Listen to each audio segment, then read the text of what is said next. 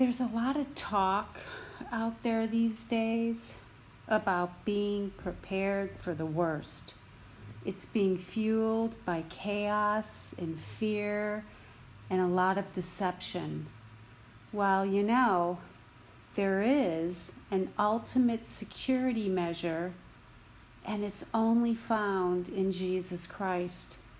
It's time that people realize that there's more going on than what meets the eye. And in this current situation that the world is in, it's best to have your eyes wide open. Christ is light in the darkness, and in him there is all truth. Sadly, this may mean absolutely nothing to some people if they're still clinging to the world. But tomorrow, it might be the only light on their path. Consider that Jesus came into this world to do just that, to open our eyes. He came to show us the way back home again. He came to point out the inherent evil in this world and all the delusion behind it. There is only one way home, and it's through Christ. Both our origin and our destiny is not of this world. We not only started out in the heavenly realm, but if we choose Christ today, we'll be cleansed and able to return home again. Cleansed by what, some might ask? We are made clean by the precious blood that Christ poured out in the agony of the crucifixion on the altar of the cross.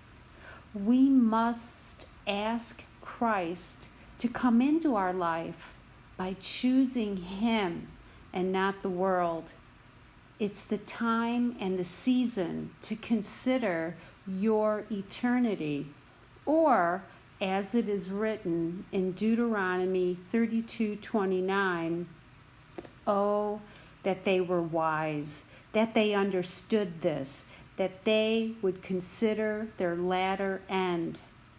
Amidst the violence, the natural disasters, and the political strife, life kinda goes on in this new, messed up version of life.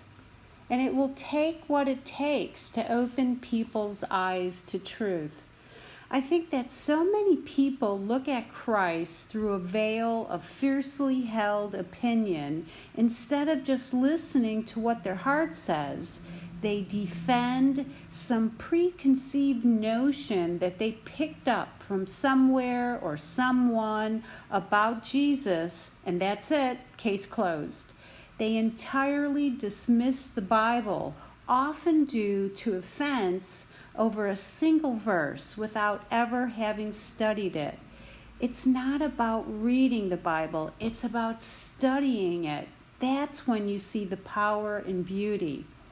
I'm just asking you for 1 minute to let go of the conception that hell is some kind of metaphysical fable. In other words, that it's not a real place, when actually it is.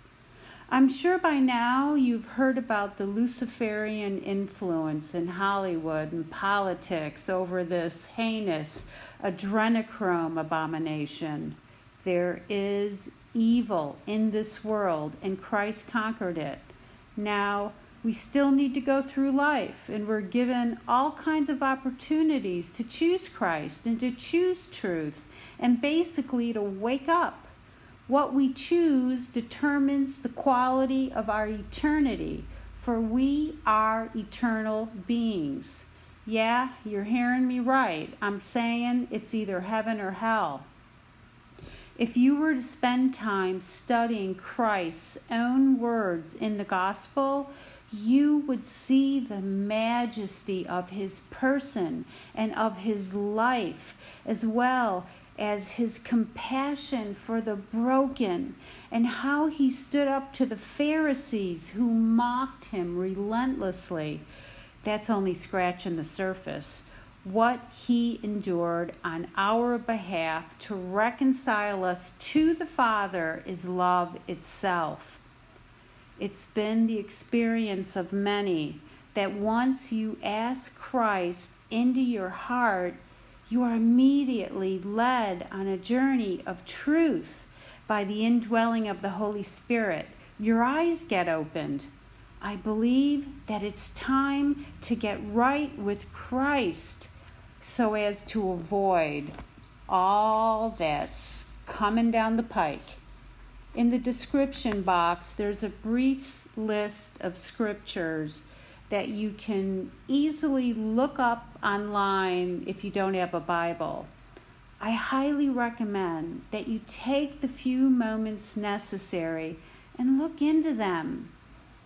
I'm not walking around wearing a placard that says the end is near.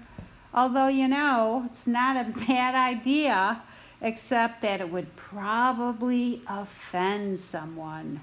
And people are so easily offended these days, especially by truth, which Jesus himself told us would happen in the last days, as written in Matthew chapter 24, verse 10. Remember, there is no confusion in God. There's only truth and peace.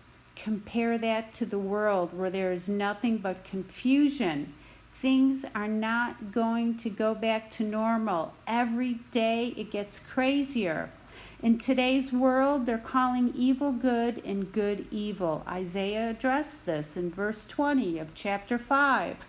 There's only one way home, and you find it through Christ. Get saved today, folks. Change is on its way.